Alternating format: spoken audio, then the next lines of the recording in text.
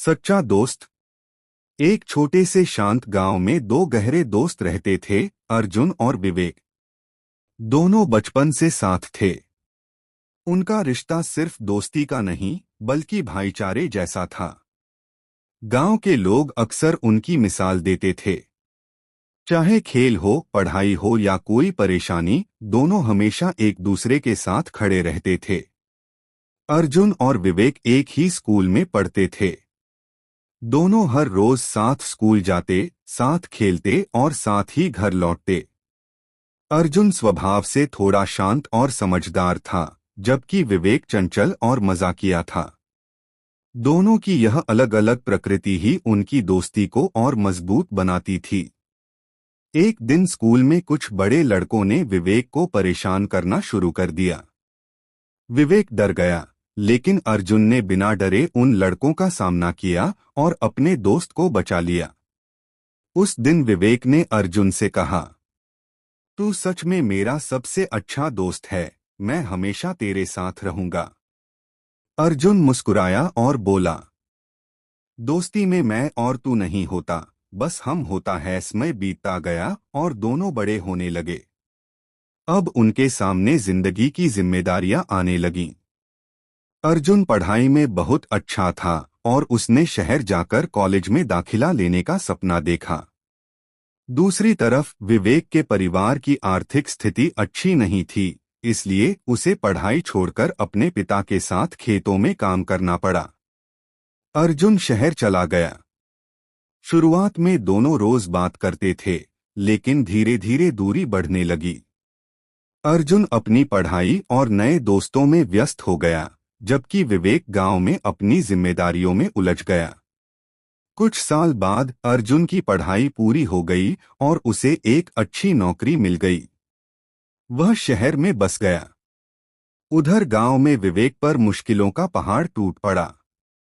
उसके पिता बीमार हो गए और घर की सारी जिम्मेदारी उस पर आ गई। विवेक दिन रात मेहनत करता, लेकिन पैसों की कमी के कारण इलाज सही तरीके से नहीं हो पा रहा था। उसने कई बार अर्जुन को फोन करने की कोशिश की, लेकिन अर्जुन हमेशा व्यस्त रहता या कॉल नहीं उठा पाता। एक दिन विवेक बहुत परेशान होकर बोला, क्या सच में अर्जुन मेरी मदद करेगा, या शहर जाकर वो बदल गया है? आखिरकार एक दिन विवेक ने हिम्मत करके अर्जुन को एक लंबा संदेश भेजा और अपनी पूरी स्थिति बताई। उसने मदद की उम्मीद तो रखी, लेकिन मन में कहीं न कहीं संदेह भी था। अर्जुन ने जैसे ही संदेश पढ़ा, वह चौंक गया।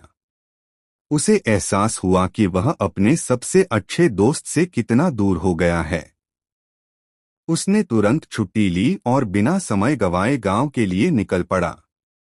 जब अर्जुन गांव पहुंचा, तो उसने देखा कि विवेक बहुत कमजोर और परेशान लग रहा था। घर की हालत भी खराब थी। यह देखकर अर्जुन की आंखों में आंसू आ गए। अर्जुन ने बिना कुछ कहे विवेक को गले लगा लिया। मुझे माफ कर दे दोस्त, मैं तेरे साथ नहीं था जब तुझे मेरी सबसे ज्यादा जरूरत थी। विवेक की आंखों में भी आंसू थे। मुझे लगा तू बदल गया है। अर्जुन ने कहा, नहीं, मैं बस भटक गया था। लेकिन अब मैं यहाँ हूँ और सब ठीक कर देंगे। अर्जुन ने तुरंत अपने पैसे से विवेक के पिता का इलाज शुरू कराया। शहर के अच्छे अस्पताल में उनका इलाज हुआ और धीरे धीरे उनकी तबीयत ठीक होने लगी। अर्जुन ने सिर्फ आर्थिक मदद ही नहीं की, बल्कि गांव में ही एक छोटा व्यवसाय शुरू करने का सुझाव भी दिया। उसने विवेक के साथ मिलकर एक डेयरी फार्म शुरू किया। धीरे धीरे उनका काम चल निकला और उनकी स्थिति सुधरने लगी। अब दोनों फिर से साथ थे, पहले से भी ज्यादा मजबूत। एक दिन अचानक गांव में भारी बारिश हुई और बाढ़ आ गई। कई घर पानी में डूब गए।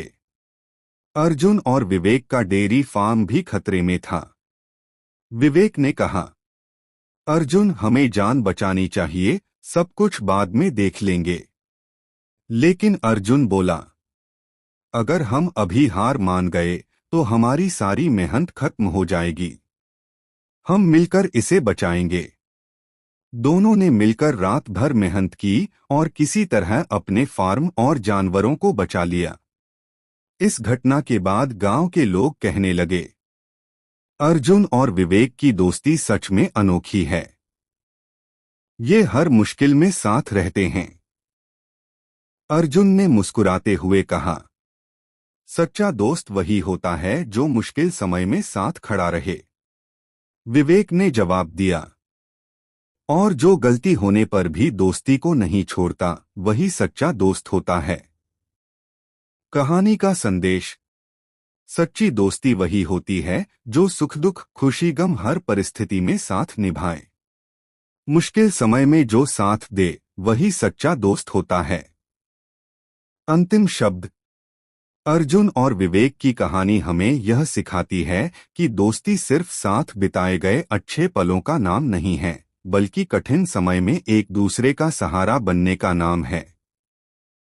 समय और दूरी चाहे जितनी भी बढ़ जाए, अगर दिलों में सच्चाई और भरोसा हो तो दोस्ती कभी नहीं टूटती।